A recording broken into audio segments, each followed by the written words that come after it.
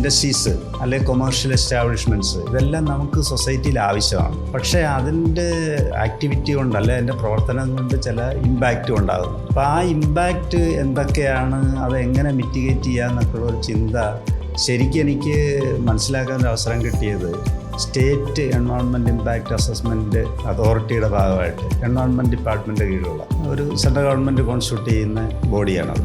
അപ്പോൾ അതിൻ്റെ ഭാഗമായിട്ട് വർക്ക് ചെയ്യാൻ ഒരു 6 വർഷക്കാലം 2 ടേം വർക്ക് ചെയ്യാനൊരു അവസരം ഉണ്ടായി. അപ്പോൾ അതിലുള്ള ഒരു ഗുണം ഉണ്ടായെന്ന് പറയുന്നത്, ഇപ്പോൾ ഏതെങ്കിലും ഒരു പൊളൂട്ടിങ് കാറ്റഗറി ഇൻഡസ്ട്രി അതിനൊരു എൻവയോൺമെൻറ്റ് ക്ലിയറൻസ് വേണം. അപ്പോൾ ആ എൻവയോൺമെൻറ്റ് ക്ലിയറൻസിനായിട്ട് സമീപിക്കുന്ന ഈ CI ആണ്. അപ്പോൾ ആ CIക്ക് ആപ്ലിക്കേഷൻ വന്നു കഴിഞ്ഞാൽ ആ CIയുടെ കീഴിലുള്ള ടെക്നിക്കൽ ബോഡി ആയിട്ടുള്ള സ്റ്റേറ്റ് എൻവയോൺമെൻറ്റ് പ്രൈസൽ കമ്മിറ്റി സിയാക്ക് എന്ന് പറയും. ആ സിയാക്കിലേക്കാണ് വരിക. ആ സിയാക്കിലൊരു മെമ്പറായിരുന്നു ഞാനുണ്ടായത്. അപ്പോൾ അത് നമുക്കത് പഠിക്കാനും ആ ഫീൽഡിൽ പോയി നോക്കി എന്തൊക്കെയാണ് ഇപ്പോൾ അവിടുത്തെ രീതി അനുസരിച്ച് കൺസൾട്ടൻസ് ആണ് EIA റിപ്പോർട്ട് ഉണ്ടാക്കുക. അത് ഇംപ്ലിമെൻ്റ് ചെയ്യുന്നത് ഈ കമ്മിറ്റി അപ്രൂവ് ചെയ്ത് ക്ലിയറൻസ് കിട്ടിയതിന് ശേഷമാണ്. അപ്പോൾ നമുക്ക് അവിടെ പോയി നോക്കുമ്പോൾ ഇവരുടെ ആ സ്റ്റഡിയിൽ പറഞ്ഞിട്ടുള്ള ഇമ്പാക്റ്റ് എന്തൊക്കെയാണ്, അതിന് പുറത്ത് വല്ലതും ഉണ്ടോ, ആ സൈറ്റിനനുസരിച്ച് എന്തെങ്കിലും മോഡിഫിക്കേഷൻ അതിനകത്ത് ആവശ്യമുണ്ടോ, ഇതൊക്കെ നോക്കാനൊരു അവസരം ഉണ്ടായി.